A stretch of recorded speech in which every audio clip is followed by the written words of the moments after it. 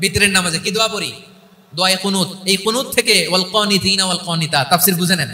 কুনুত থেকে কানিতিনা ওয়াল কানিতাত, তাহলে দোয়ায়ে কুনুত হচ্ছে বিনীত হয়ে অনুগত হয়ে আল্লাহর কাছে চাওয়া। আমরা তখন দাঁড়িয়ে বলি আল্লাহুম্মা ইয়্যাকা না'বুদু ওয়া লাকা নুসাল্লি ওয়া নাসজুদ ওয়া ইলাইকা নাসআ ওয়া নাহফিদ নারজু রাহমাতাকা ওয়া নাখশা আযাবাকা ইন্না আযাবাকাল জিদ্দা বিল কুফফারি মুলহিক। আল্লাহ, আপনার কাছে চাই, আপনার কাছে প্রার্থনা করি, আপনার আযাবকে ভয় করি, আপনি ছাড়া আমাদের বাঁচাবার কেউ নাই। কুনুতের মধ্যে আমরা এই দোয়া করি কি করি না? অনুগত হয়ে এই দোয়া করি। যারা রমজানের শেষ দশকে মক্কা শরীফে থেকেছেন তারা শেখ আব্দুর রহমান সুদাইসের কুনুত পেয়েছেন। যারা পেয়েছেন অথবা কেউ টিভিতে ভিডিওতে দেখেছেন, শেখ আব্দুর রহমান সুদাইস 27-এর আলোচনায় 45 মিনিট থেকে 1 ঘন্টা দোয়ায় কুনুত পড়ে। কতক্ষণ? আল্লাহুম্মা হদিনা ফিমান হাদাইত ওয়া আফিনা ফিমান আফাইত ওয়া তাওয়াল্লানা ফিমান তাওয়াল্লাইত ওয়া বারিক লানা ফিমা আ'তাইত ওয়া কিনা ওয়াসরিফ আন্না বিরহমাতিকা শাররা মা কাদাইত ফাইন্নাকা তাকদি বিল হাক্কি ওয়া লা ইয়াকদা আলাইক। এমন ভাবে হেরেম শরীফে মক্কায় শেখ আব্দুর রহমান সুদাইস দাঁড়িয়ে হাত তুলে লক্ষ লক্ষ উমরা পালনকারীদেরকে নিয়ে এক মুনাজাত ধরে কাঁদতে কাঁদতে মানুষ বেহুশ হয়ে যায়। দোয়ার কথা শুনে গায়ের লোম খাড়া হয়ে যায়, হৃদয় বিগলিত হয়ে যায়, চোখ দিয়ে দাঁড় দাঁড় করে পানি নামতে থাকে।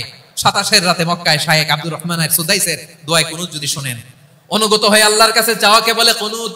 আল্লাহ বলেন আল কানিতিনা ওয়াল কানিতাতি, অনুগত বান্দাদেরকে আমি পছন্দ করি। আমার 3 নাম্বার পছন্দনীয় বান্দা হলো অনুগত নারী ও পুরুষ। সুবহানাল্লাহ পড়ে। তাহলে 10টার মধ্যে 3টা চলে গেল, কয়টা? তো এরকম মাছ বাজারে গরুর হাটের মধ্যে কি আমি তাফসীর করলে হবে? ইটস লাইক এ গরুর হাট।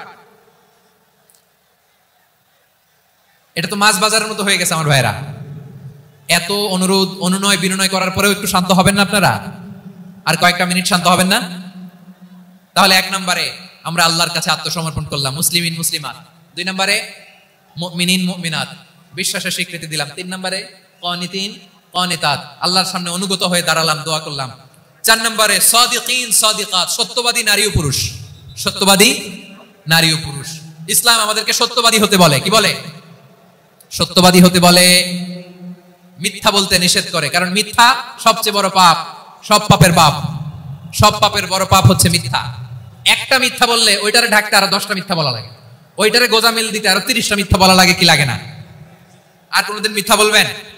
মিথ্যার সাথে আমাদের সম্পর্ক নাই। আওয়াজ করে বলেন, মিথ্যার সাথে আমাদের সম্পর্ক নাই।